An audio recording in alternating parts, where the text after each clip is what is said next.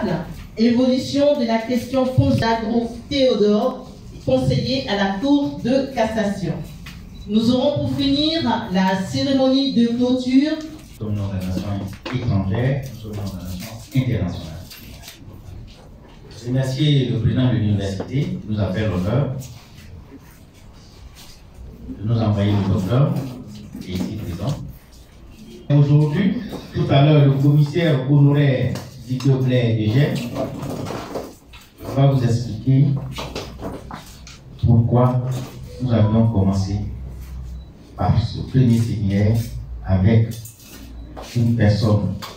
Vous êtes à la mission RCDAO, le réseau des chambres des experts européens, département Afrique de l'Ouest.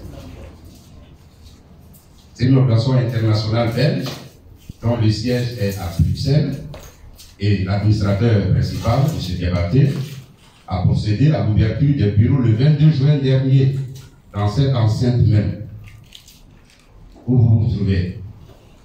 Son objet de cette RCDAO, c'est d'appuyer, de soutenir les programmes de développement socio-économique des pays signataires des accords de siège. Il y en a 5. Le Burkina Faso, la Guinée-Conakry, le Mali, le Niger et la Sierra Leone.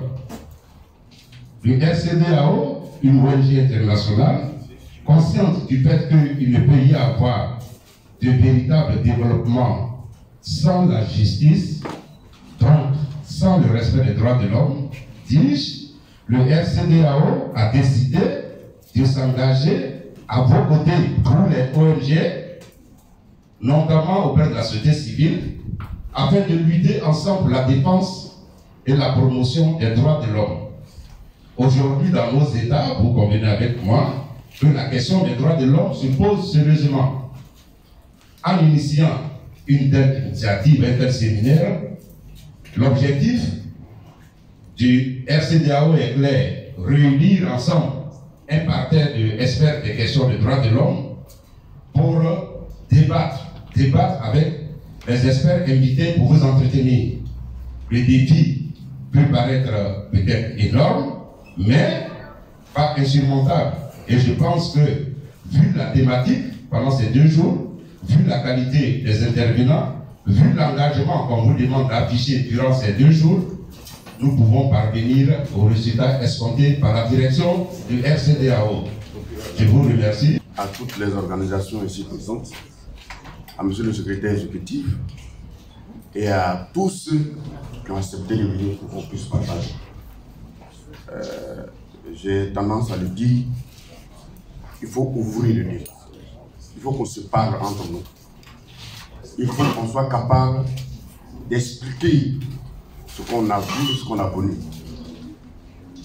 On le dit, pour que les choses s'améliorent dans ce pays et sur ce continent, acceptez de donner au moins la moitié de ce que vous avez reçu de vos parents à vos enfants aujourd'hui.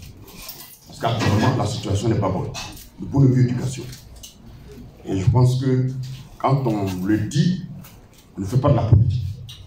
Il faut de temps en temps dans ce pays, on pense ce qui est bon pour son pays. On doit critiquer, mais dans la mesure des lois de ce pays, et donc des droits de l'homme. Les critiques en elles-mêmes, ce sont des propositions. Quand un peuple arrive à ce niveau où on n'accepte plus les critiques, ça devient grave.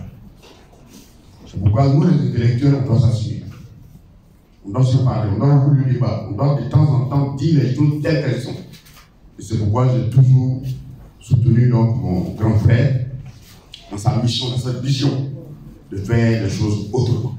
Quand je suis travaillé au Burkini, bon, j'ai beaucoup traîné ma bosse un peu partout.